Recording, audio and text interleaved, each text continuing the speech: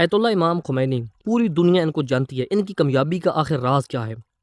تو بات دراصل یوں ہے کہ آیت اللہ خمینی کے ایک استاد تھے، عرفان کے ایک استاد تھے جن کا نام تھا شیخ حسن علی نخودوی۔ ان کے پاس آیت اللہ خمینی صاحب گئے کہ مجھے علم کیمیا دو۔ شیخ حسن علی نخودوی کے پاس علم کیمیا تھا۔ علم کیمیا یہ ہوتا ہے کہ آپ کسی چیز کو بھی سونے میں بدل سکتے ہو۔ مثلا آپ اپنے ہاتھ پر لوہ رکھو گے، مٹی رکھو گے تو وہ سونے میں بدل جائے گی، حتیٰ کہ آپ پہاڑوں کی طرف دیکھو گے تو وہ پہاڑ بھی سونے کا بن جائے گا۔ یہ علم کیمیا شیخ حسن علی نخودوی کے پاس تھا۔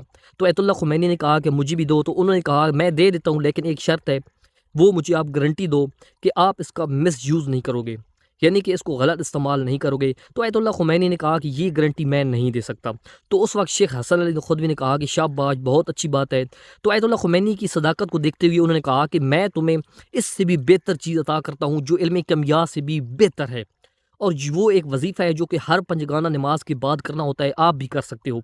تو شیخ حسن علی نخودوی نے کہا کہ آپ نے خمینی صاحب کو کہا کہ آپ نے ہر نماز کے بعد ایک دفعہ تسبیح جناب زہرا پڑھنی ہے جو کہ آپ بھی پڑھتے ہیں، اس کے بعد ایک دفعہ آیت الکرسی پڑھنی ہے علی العظیم تک، اس کے بعد آپ نے 3 دفعہ درود پڑھنا ہے، 3 دفعہ درود پڑھنے کے بعد 3 دفعہ استغفر اللہ ربی واتوب الیہ پڑھنا ہے، وہ پڑھنے کے بعد آپ نے 3 دفعہ سورہ قل هو اللہ احد پڑھنی ہے۔ یہ پڑھنے کے بعد سورہ طلاق کی پہلی آیت کا آخری حصہ اور دوسری آیت پوری، جو کہ میں ابھی پڑھ دیتا ہوں اور اس ویڈیو کے ساتھ مینشن کر دوں گا، 3 دفعہ یہ سورہ طلاق کی 2 آیات پڑھنی ہے، ٹھیک ہے؟ وہ یہ ہے وَمَن يَتَّقِ اللَّهَ وَيَجْعَل لَهُ مَخْرَجًا وَيَرْزُقْهُ مِنْ حَيْثُ لَا يَحْتَسِبُ وَمَن يَتَوَكَّلْ عَلَى اللَّهِ فَهُوَ حَسْبُهُ إِنَّ اللَّهَ بَالِغُ أَمْرِهِ قَدْ جَعَلَ لِكُلِّ شَيْءٍ قَدْرًا۔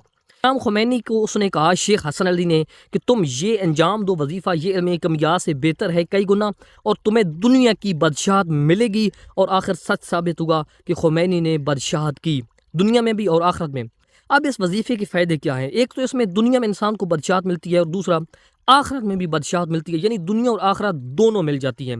یعنی کہ انسان کو دنیا میں تقوی پرہیزگاری بھی مل جائے گا، یعنی کہ وہ نیک بھی بن جائے گا، ہر حالت میں وہ نیک ہو جائے گا، اور دیگر اس کو رزق اتنا زیادہ ملے گا، یعنی کہ دنیا میں ہر چیز مل جائے گی۔